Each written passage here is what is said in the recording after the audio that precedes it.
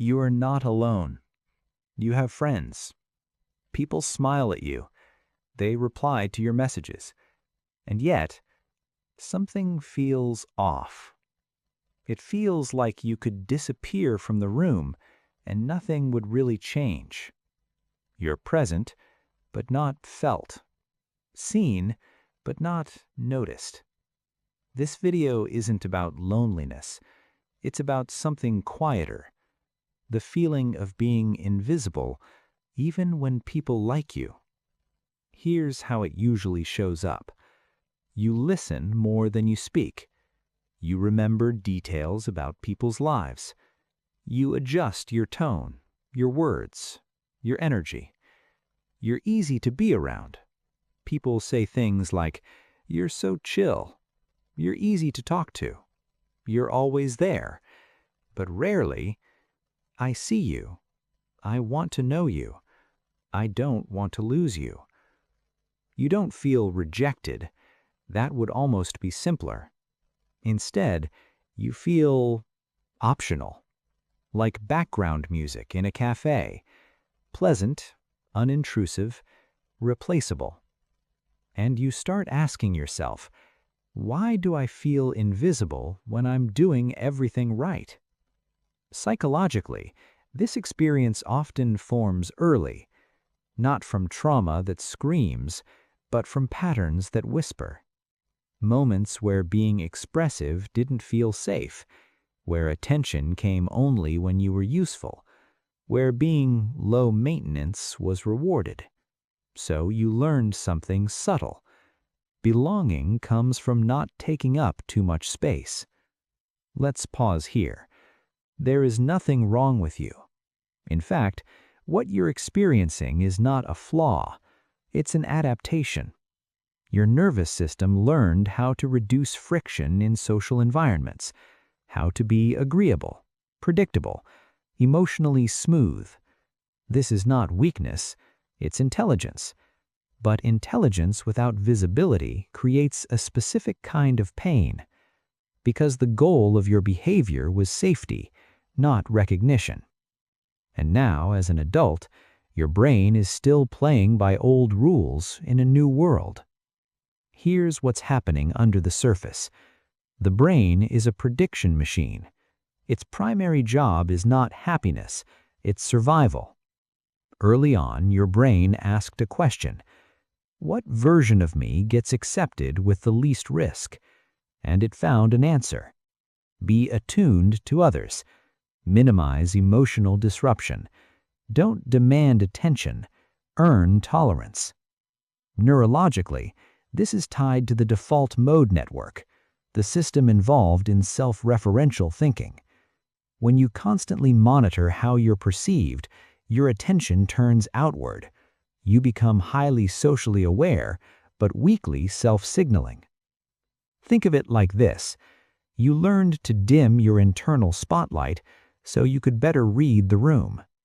The problem is, humans notice light, emotion, edges, contrast. When you flatten yourself to avoid rejection, you also reduce memorability. People don't ignore you because you lack value. They overlook you because your nervous system learned to hide it. This is not about becoming louder or more confident or putting yourself out there. That advice misses the point. Instead, think in terms of signal restoration. Right now, part of your brain is constantly scanning. Am I being too much? Is this okay? Should I say that? This activates the anterior cingulate cortex, associated with social pain and error detection. When this system is overactive, your presence becomes cautious. Practice this instead. Before speaking, don't ask, "Will this land well?" Ask, "Is this true for me right now?" Truth carries signal. Polish removes it.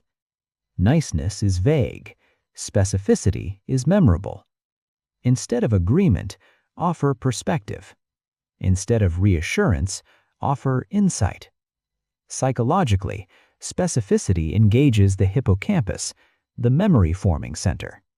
People remember how you differentiate reality, not how smoothly you blend into it.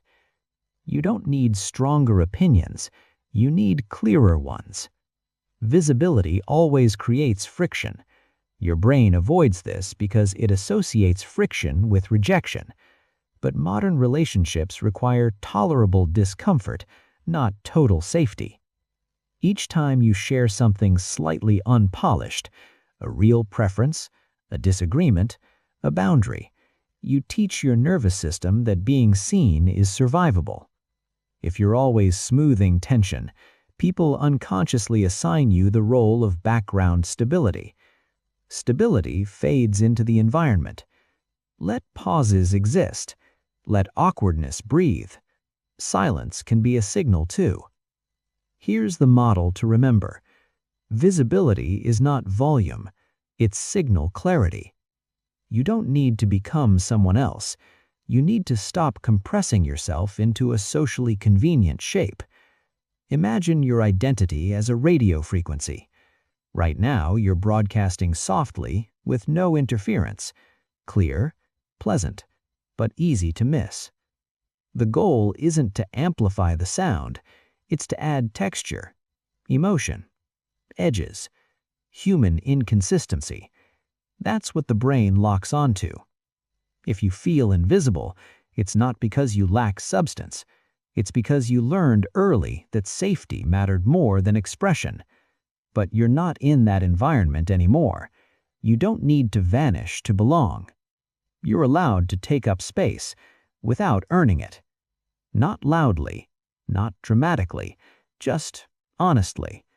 And that kind of presence, the kind rooted in self-trust, doesn't demand attention. It naturally draws it.